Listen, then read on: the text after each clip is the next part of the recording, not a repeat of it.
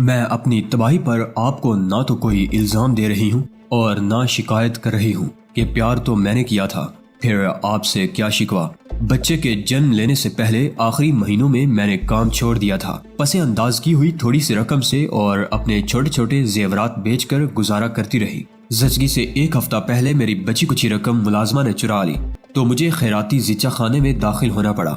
یوں میرے بیٹے نے خیراتی شفا خانے کے ایک ایسے وارڈ میں جنم لیا جہاں خون اور کلوروفارم کی بو پھیلی ہوئی تھی اور جو لاوارث غریب عورتوں کی گراہوں سے معمور تھا۔ آپ نے شاید ایسے وارڈ نہیں دیکھے، وہاں میڈیکل چارٹ پر لکھے نام کے سوا مریض اپنی شخصیت، انفرادیت اور انات تک سے محروم ہو جاتے ہیں۔ میں یہ تلخ باتیں لکھنے پر معذرت خواہ ہوں۔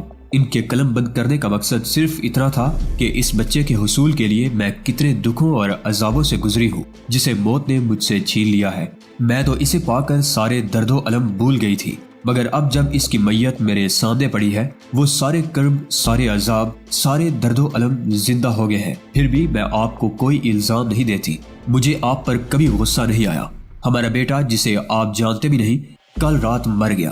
آپ نے کبھی اسے دیکھا بھی نہیں، وہی تو اب دنیا میں میری مسرت کا واحد ذریعہ تھا۔ میں اس کی پیدائش سے کئی ماہ پہلے اور بہت عرصے بعد تک آپ کی نگاہوں سے پوشیدہ رہی۔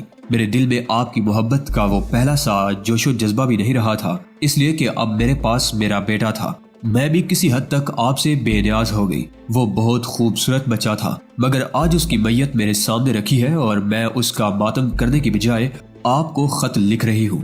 آپ سوچیں گے کہ میں اس کے اخراجات کی متحمل کیوں کر ہوئی، تو سنیے، میں بغیر کسی شرم و حجاب کے بتا رہی ہوں کہ اسے اچھا ماحول اور بہتر مستقبل دینے کی خاطر میں نے اپنے آپ کو بیچ دیا۔ مجھ سے نفرت نہ کیجیے کہ میں کوئی پیشہ ور کسبی نہیں بنی تھی، پھر بھی میں نے اپنے آپ کو بیچ ڈالا۔ میرے خریدار بہت دولت مند تھے، پہلے میں نے انہیں تلاش کیا، پھر انہوں نے مجھے ڈھونڈ نکالا کہ میں ایک شاداب جسم کی خوبصورت عورت تھی، اور خوبصورت عورت جس سے اتفاق برتتی ہے وہ اسی کا ہو جاتا ہے۔ میرے اتفاق نے انہیں میرا گرویدہ بنا دیا۔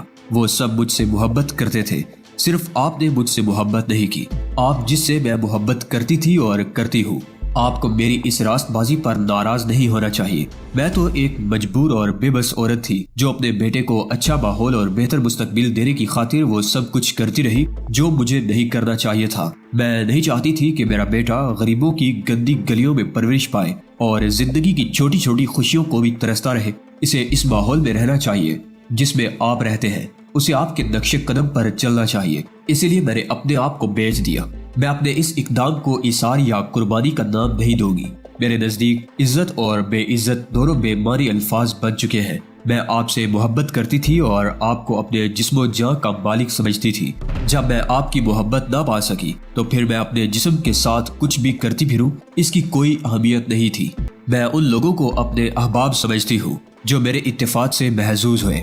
وہ میری ناز برداری کرتے تھے، مگر ان کے پرجوش جذبے کبھی میرے دل کو نہ چھو سکے۔ مجھے ان کی یک طرفہ محبت سے ہمدردی تھی۔ میں ان کا احترام کرتی تھی کیونکہ وہ مجھ پر بے حد مہربان تھے، مگر میں ان کی محبت کا جواب محبت سے نہیں دے سکتی تھی کہ میرا یہ جذبہ صرف آپ کے لیے تھا اور آپ ہی کے لیے ہے۔ میرے چاہنے والوں میں ایک معمر شخص بھی تھا۔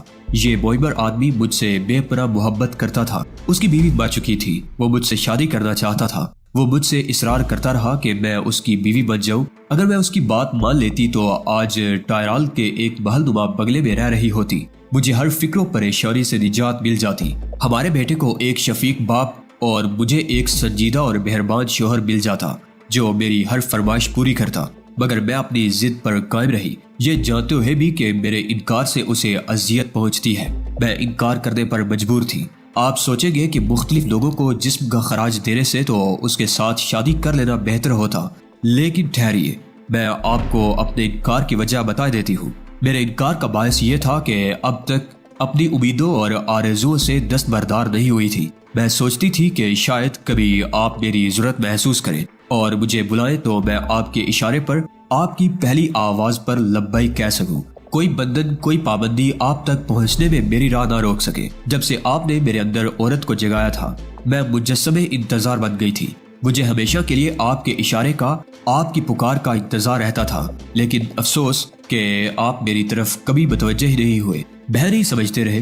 اب میں شرمیلی سی لڑکی کی بجائے بھرپور عورت تھی، ایسی عورت جسے لوگ پیکرے شباب کہتے تھے۔ جو عمدہ اور نفیس لباس پہنتی تھی اور جسے بہت سے لوگ چاہتے تھے مگر جو صرف آپ سے پیار کرتی تھی۔ میں آپ کو اس بے اعتنائی کا قصوروار نہیں سمجھتی۔ آپ مجھ میں چھپی اس دیوانی دوشیزہ کو کیسے پہچانتے جسے آپ نے اپنی خوابگاہ کی مدھم روشنی میں دیکھا ہی نہیں تھا؟ اس لیے میری التجا ہے کہ یہ خط ادھورا نہ چھوڑ دیجیے گا بلکہ اسے آخری لفظ تک پڑھیے گا۔ میں آپ کو بتا چکی ہوں کہ میں نے شادی کیوں نہیں کی۔ یہ بھی آپ جان چکے ہیں کہ مجھے اس ساتھ کا انتظار تھا جب آپ میری ضرورت محسوس کریں۔ پھر ایک دن لندن کے ایک ہوٹل میں آپ سے ملاقات ہوگی۔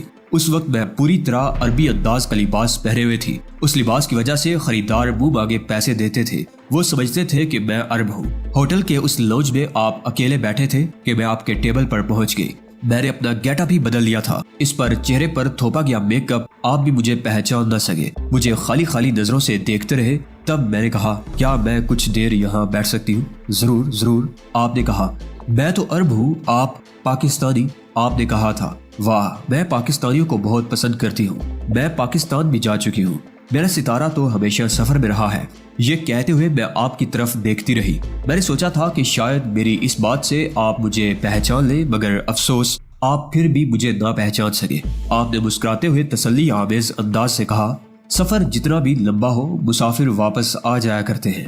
ہاں، میں دکھ سے بولی، مسافر واپس آ جاتے ہیں مگر اس وقت تک وہ بہت کچھ بھول چکے ہوتے ہیں۔ شاید آپ نے میرے جذبے کی گہرائی محسوس کر لی تھی، اس لیے آپ نے کہا، اچھی باتوں، اچھی چیزوں اور اچھی یادوں کو انسان فراموش نہیں کر سکتا۔ یہ فراموش کرنے کے لیے نہیں، یاد رکھنے کے لیے ہوتی ہے۔ آپ نے بات جاری رکھی، تم بھی مجھے یاد رہو گی، میں تمہیں کبھی فراموش نہیں کروں گا۔ میں سمجھی کہ شاید آپ نے مجھے پہچان لیا ہے، شاید آپ نے میرے جذبے کی گہرائی محسوس کر لی تھی، اس لیے آپ نے کہا، اچھی باتوں، اچھی چیزوں اور اچھی یادوں کو انسان فراموش نہیں کر سکتا۔ یہ فراموش کرنے کے لیے نہیں، یاد رکھنے کے لیے ہوتی ہے۔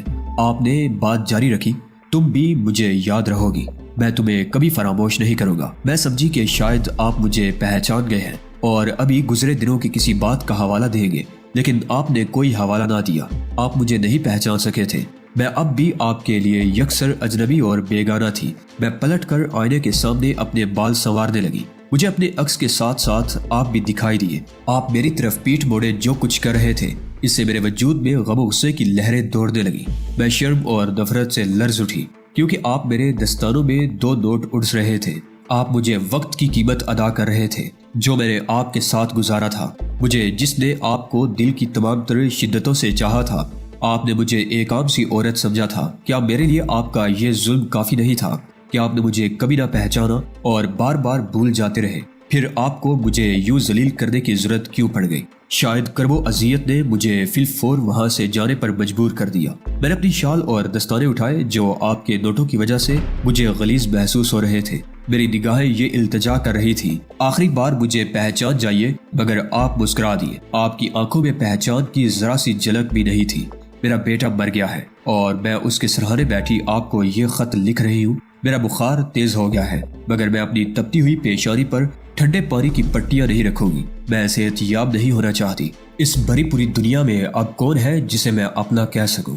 آپ کے سوا اب میرا کوئی نہیں، لیکن آپ بھی میرے لیے کیا ہے؟ آپ نے تو مجھے کبھی پہچانا تک نہیں۔ آپ تو میری زندگی میں صبا کا جھونکا بن کر آئے اور گزر گئے۔ شاید میں نے غلط کہا۔ آپ تو ایک مہمان کی طرح میرے خانہ دل میں آئے اور اسے روندتے ہوئے چلے گئے، مجھے ایک لامتناہی انتظار میں چھوڑ کر۔ آپ نے کہا تھا کہ سفر جتنا بھی لمبا ہو مسافر لوٹ آتے ہیں، لیکن آپ تو ایسے مسافر ہیں جن کے لیے میں وطن کا درجہ رکھتی ہوں نہ منزل کا۔ جب میرا بیٹا پیدا ہوا تو میں سمجھی تھی کہ میں مکمل ہو گئی، لیکن کل رات وہ بھی بڑی خاموشی سے مجھے الوداع کہے بغیر سفر پر چلا گیا اور اب کبھی واپس نہیں آئے گا۔ انسان کے لیے اس سے بڑی بد نصیبی کیا ہو سکتی ہے کہ وہ کسی کا انتظار بھی نہ کر سکے۔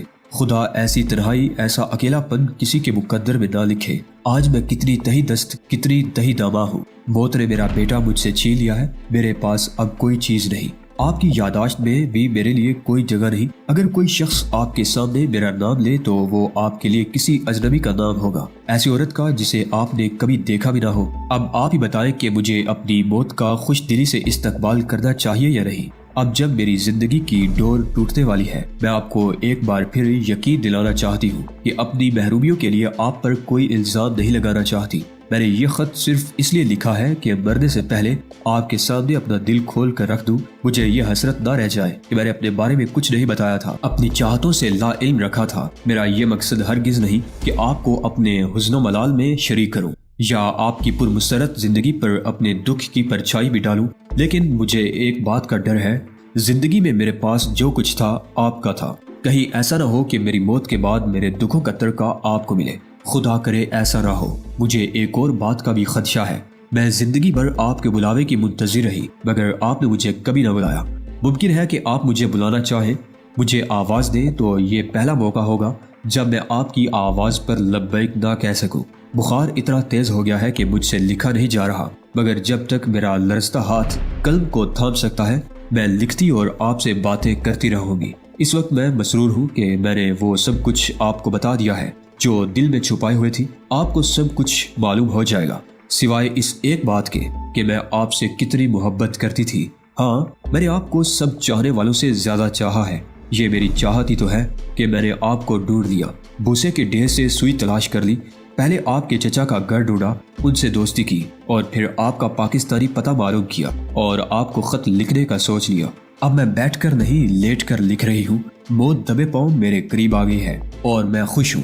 اس طرح مجھے اپنے بیٹے کا جنازہ جاتے نہیں دیکھنا پڑے گا. میرے ہاتھ میں لرزش آ گئی ہے. قلم کسی وقت بھی گر سکتا ہے. مجھے لفافے پر آپ کا پتہ بھی لکھنا ہے. اس لیے میرا الوداعی سلام قبول کیجیے اس یقین دہانی کے ساتھ کہ میں نے آپ کے سوا کبھی کسی سے محبت نہیں کی، اور اگر آپ اپنی سالگرہ پر میری طرف سے گلدان میں گلاب سجاتے رہے تو میں سمجھتی ہوں کہ مجھے آپ کی محبت مل جائے گی. مرنے کے بعد صحیح، وہ جسے آپ نے کبھی نہیں پہچانا اور نہ کبھی پہچان پائیں گے. آخر میں صرف اتنا کہوں گی کہ عورت صرف بہن بن کر نہیں رہ سکتی، اسے ساتھی کی بھی ضرورت ہوتی ہے. میں نے کل ہی تمہارا پتہ تمہارے چچا سے حاصل کیا تھا اس امید پر کہ تم کو ایک نظر دیکھنے پاکستان جاؤں، مگر افسوس میں جا نہیں پاؤں گی، اس لیے کہ مجھے اپنی موت سامنے کھڑی نظر آ رہی ہے اور مجھ میں مزید سانس لینے کی آرزو بھی نہیں ہے. بغیر بیٹے کے جی کر کیا کروں گی؟ بس ایک آرزو ہے. میں نے آپ پر ایک جھوٹا الزام لگایا تھا جس کی وجہ سے میں ہر قدم پر ٹھوکر کھا رہی ہوں.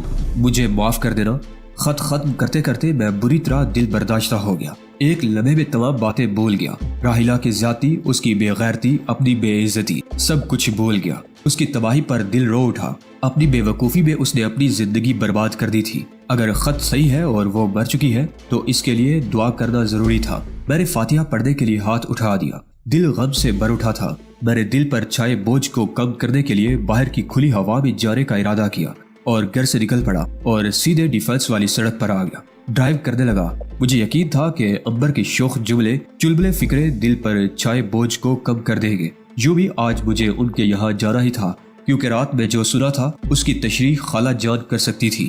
وہ بتا سکتی تھی کہ موم نے ایسا کیوں سوچا، کیوں ایک بھائی کی شادی ایک بہن سے کرنے پر تل گئی ہے. میں اسی سوچ میں ڈوبا ہوا ڈرائیو کرتا رہا. کراچی کی سڑکیں بہت احتیاط مانگتی ہیں. ہر شخص یہاں جلدی میں نظر آتا ہے. قوانین کو کوئی مد نظر ہی نہیں رکھتا، اس لیے بہت احتیاط سے کار چلانا پڑتی ہے. مگر میں بھی انہی جیسا بن گیا تھا.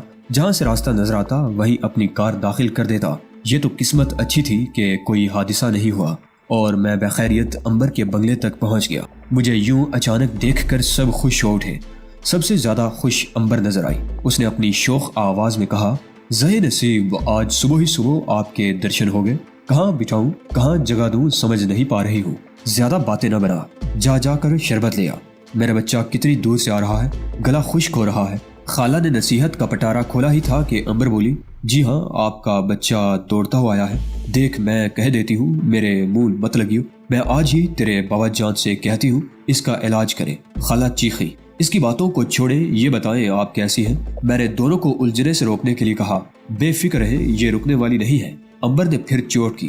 ابھی یہ چک چک اور چلتی کہ خالو جان کمرے میں آ گئے. ارے داؤد، تم کب آئے؟ بس ابھی آیا ہوں. میں نے مسکرا کر مسافہ کرتے ہوئے جواب دیا. سنا ہے تم بھی ہندوستان دیکھنا چاہتے ہو؟ جی ہاں، میں نے کہا. مشکور راضی ہو گیا ہے کہ اپنے خرچ پر وہ تمہاری بڑی خالہ کو انڈیا دکھا دے گا. تم بھی تیاری کر لو، 1-2 دن میں ویزا لگ جائے گا. مشکور امبر کے بڑے بھائی تھے. وہ بھی امبر کی طرح خوش مزاج. ان سے مل کر بھی بہت اچھا لگا تھا. ان کے آفر پر میں نے غور کرنا شروع کر دیا. مجھے ویزا لینے کی ضرورت نہیں تھی. मैं ब्रिटिश नेशनल जो था, इमिग्रेशन काउंटर पर पहुंचते ही एंट्री वीजा लग जाता, इसलिए मैंने बता दिया कि अगर अब्बू इजाजत दे दे तो मैं चला जाऊंगा। अब्बू, मैं भी एक नज़र इस मुल्क को देखना चाहती हूँ जहाँ मुसलमानों को भेड़ बकरियों की तरह ज़िबा किया जाता है। जिस शहर में मुसलमान तरक्की करने लगते हैं कि वहाँ हिंदू मुस्लिम फसाद बर्पा कर दिया जाता है। तुम जाना चाहती हो तो अपनी अम्मी से पूछ लो, खर्च मैं दे दूंगा, अंबर साथ होगी। इस बात ने मुझे खुश कर दिया। पहले तो ये सोचा था कि वक्त गुजारी के लिए जाऊंगा, मगर अब अंबर की वजह से तो जाना जरूरी हो गया था। जैसे ही खालू जान हटे, अंबर ने कहा, हुजूर, मैं सिर्फ आपको कंपनी देने के लिए राजी हुई हूँ, वरना उस भीख मगे मुल्क में कौन जाए। इब्तिदा में तो उसने सिर्फ इसलिए हाँ कहा था कि सैर हो जाएगी, मगर अब तो फर्ज समझ कर जाऊंगा, तो बस तैयारी कर ले, बहुत जल्द सवारी निकल पड़ेगी। मशकूर भाई जब कोई वादा करते हैं तो समझ ले वो जरूर पूरा करते हैं। चलो उनकी दरिया दिली हम भी देख लेते हैं। कहकर मैं उसकी अम्मी से मिलने के लिए उनके कमरे की तरफ बढ़ता चला गया। काफी देर गपशप रही, मगर मेरी हिम्मत ना हुई कि रात वाली बात निकालूं। सोच लिया कि जब अब्बू या मोम ने खुद छेड़ा तो जवाब दे दूंगा। शाम डले वापसी हुई थी। अभी मैं कुछ ही दूर गया था कि राबील आता हुआ नजर आया। उसे देखते ही मेरे होठों पर मुस्कुराहट आ गई। उसने भी मुझे देख लिया था। वो मेरे पास आकर रुक गया, फिर बोला, ये लंदन वाले लोग कहाँ घूम रहे हैं? बस यूं ही वक्त गुजारी के लिए घर से निकल आया। मैंने जवाब दिया, आपसे बातें करके अच्छा लगा, प्लीज अब आप खालू जान को छोड़कर कहीं नहीं जाएंगे। आपके बगैर वो खुद को बहुत अकेला महसूस करते हैं। यूं भी इस उम्र में बेटे की बहुत जरूरत महसूस होती है। वो किसी अच्छे मुकर्रर की तरह बोल रहा था। अब मैं आ गया हूं ना, अब उन्हें कोई तकलीफ नहीं होगी। मैंने कहा, मेरा यही मशवरा है, इसलिए भी कि मैंने दुनिया को बहुत करीब से देखा है। लोगों की रोबाही देखी, चालाकी और मक्कारी देखी। एक चेहरे पर कैसे कई चेहरे लोग सजाए लेते हैं, ये देखा। गोया हमारे तजर्बे का निचोड़ यही है कि आप खालू का सहारा बने रहे। इंशाल्लाह अब आप सब देखेंगे कि मैं कैसे अब्बू को आसाइश भरी जिंदगी देता हूँ। मैंने फख्र से कहा, क्योंकि मुझे मुस्तकबिल का पता जो नहीं था।